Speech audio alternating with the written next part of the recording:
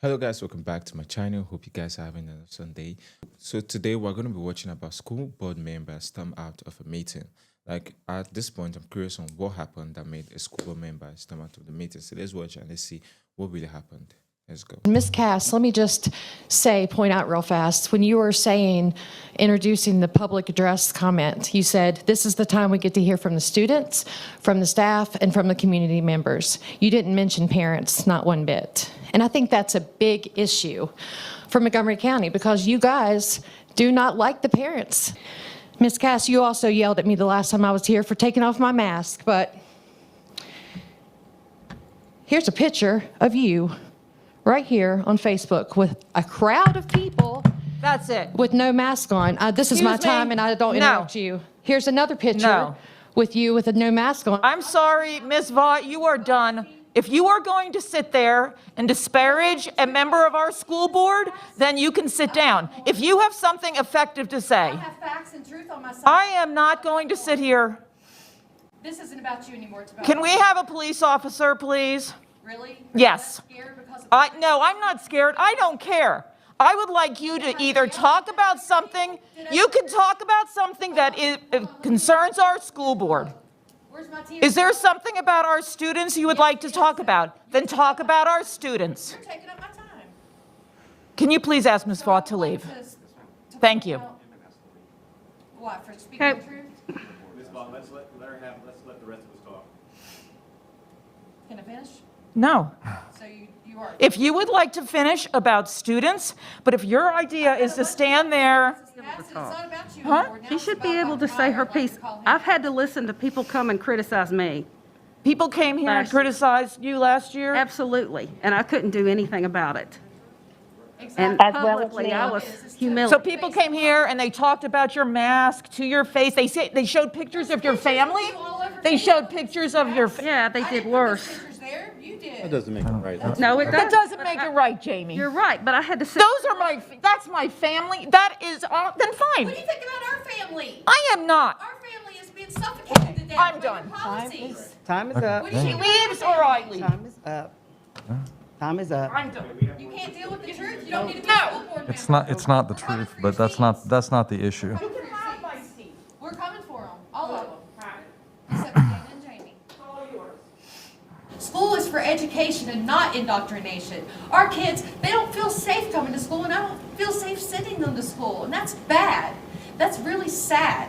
Schools are for education and not to be your little political pawns and put face diapers on.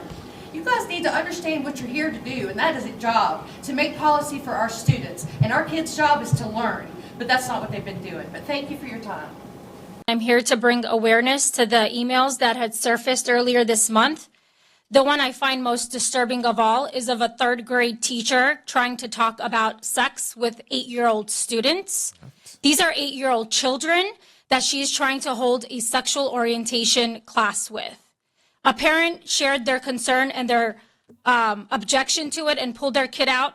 And instead of this teacher being concerned of what she did wrong, she goes to a district employee and asks for ways of how she can continue to teach sexual orientation to her third grade class. You guys want us to believe that this isn't a propaganda, that no agenda is being held? This wasn't just any sexuality class. This was specifically designed 3 days a week. She taught LGBTQ curriculum in her class. It raises the question, how many of those students are excelling in that classroom? Is everybody in that class getting A's in math, English, grammar, social studies? That we can dedicate 3 days a week to teach 8-year-olds about sexual orientation? I don't care what kind of sex is being discussed. The word sexuality, nudity does not belong in the ears in a classroom of 8-year-old kids. And when a parent showed their concern, what does this teacher do? Completely disregards and goes behind the parent's back trying to find ways of how to continue these lesson plans. The level of disrespect that has been shown to Christian conservative parents is becoming very obvious. It's like all of a sudden, just because we don't fit the agenda, we don't fit within the parameters of the agenda that's being pushed, we're being disregarded and pushed to the side. We're not talking about having people excluded. We're talking about the level of uncomfortability that some parents are experiencing. And that's important. Because if you guys want to talk about including all, listening to all, every student matters, our kids matter too. And we don't want those subjects being taught to children who are just 8 years old. And the topics get worse and worse and the subjects get more detailed. And I'm sorry, are we doing Bible studies in classrooms? No, we're not, right? So why is this a certain agenda being pushed into the classrooms? But if we don't take a stand and we don't share our voice, they're just going to sweep this under the rug. Why should a parent overhear her 8-year-old kid being taught about sex? Mrs. Tiber says, "Good morning, Sally and Craig. As you know, I teach 3rd grade. Today, I talked to my class about LGBTQ Pride Month and played 2 short videos from YouTube that were geared toward kids. A parent who heard the lesson and discussion made her daughter leave the Zoom and texted me asking when I was done discussing sexual orientation so that she can let her kids back onto Zoom. I was planning on doing more lessons tomorrow and Wednesday, but now I'm afraid to." After sending the email, Mrs. Tiber received a response from Mr. Craig Lewis, part of district staff, that said, "Do not be concerned or afraid. Your principal should support you, as I know that our district, including Vivian, does," end quote.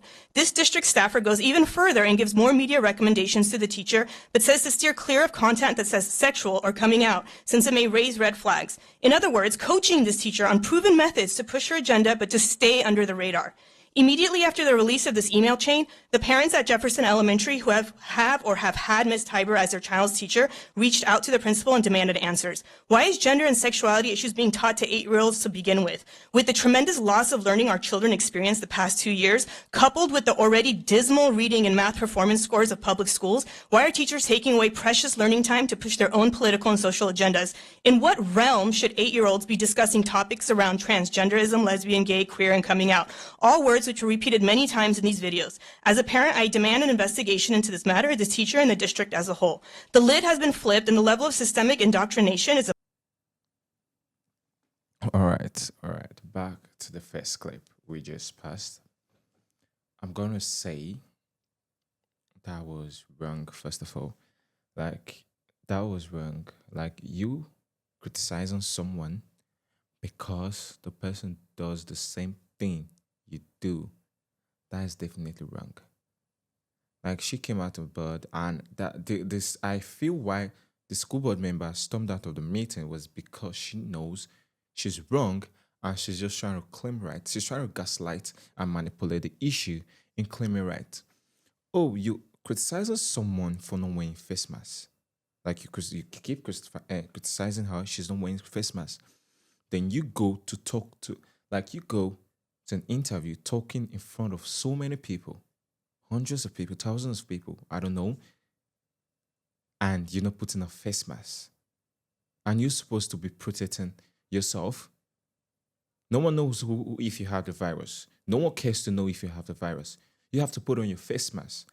So the fact that you're not putting on your face mask and you're criticizing someone who steps out to talk, that, oh, you're not putting on a face mask, that is a really bad thing. Like, the show example, like what my mom say or my dad says is, they give us the teachers, we learn from them. You're giving us correction, we have to learn from you. We do what you see, we do exactly what you do, which is what you're doing. You're going to talk to hundreds of people with a face mask, and you're coming here to criticize me that, oh, I'm not putting a face mask while talking, or I remove my face mask while going to talk. And you're literally doing the same thing. Now she's there shouting, oh, she's bringing up her family out. And your family is already on social media. She's just showing them the kind of person you are. And if you can't accept the fact that you're the kind of person who doesn't take correction, but you love correcting people, I'm going to say you're not meant to be a leader or a teacher. That's what I'm going to say. You're not meant to be a board member because they take lessons from you. Students, parents are supposed to take lessons from you, who is a school board member. As a school board member, you show example with yourself. There's a different thing that, oh, you wear your face mask, you make sure you're always protected. You make a statement, you make a correction, and everybody takes it, okay, yeah, she's right. You always put on your face mask, so we should do the same. But she had to do that and show them that, whoa, This woman is criticizing me because she doesn't want this. She doesn't wear face mask while she's talking to hundreds of students or hundreds of people. Her face is wide open with her face mask. So what give her the right to also tell me, oh, I'm not putting on face mask when you're not doing the same? Which I'm gonna say at that point is she's not really like supposed to do that. Like the school board member is not supposed to criticize that lady when she's doing the same thing. That's what I'm gonna say. So tell me what you think about the first clip. So about the second clip that we just watched here, and I heard this woman saying a teacher teaching a 8-year-old boy about sexualism is really bad. It's really bad. Like, it's really bad. You're not supposed to teach a student about sexualism or any of those things. Like, it's really bad. They're just 8 years old. And you teaching them about those things is like you just giving them free way to bad corruption. You teaching them those things is just you giving them free license. You just giving them free license to go do something bad, something evil. You don't teach them like that. That's not how it's done. It gets to a certain grade or it gets to a certain age. Children start learning about sexual intercourse. You start learning about sexuality. But you teaching them at 8, when they're just 8, that's bad. And the mothers notice that. The mothers notice that. They step up. The parents notice that. They step up to, oh, we don't like this thing. And even when they start up telling you, oh, you don't like this thing, they don't like you teaching the children, the kids, sexualism at 8 years old. You went behind the back, you went back, you still continue. And which is really bad. Which is not something you're supposed to do. As a parent, like if I see someone, oh, you're teaching my son or my daughter and my kids who is still at young age, sexualism, like why would we be doing that? Why are you exposing them to sexualism at this age? It's not bad. It's not good, I meant to say. Like, it's really, really terrible. Which is something that, oh, you should know that, okay, yeah, this is bad. This is not good for the kids. This is not something you start at 8 years old. It gets to a certain age, then you can start teaching them all of those things. But not now. Thank you so much for watching with me. Please tell me what you think about this video we just watched together. I really do appreciate you guys' opinion. Please like, please comment, and please subscribe to my channel. See you guys on my next video.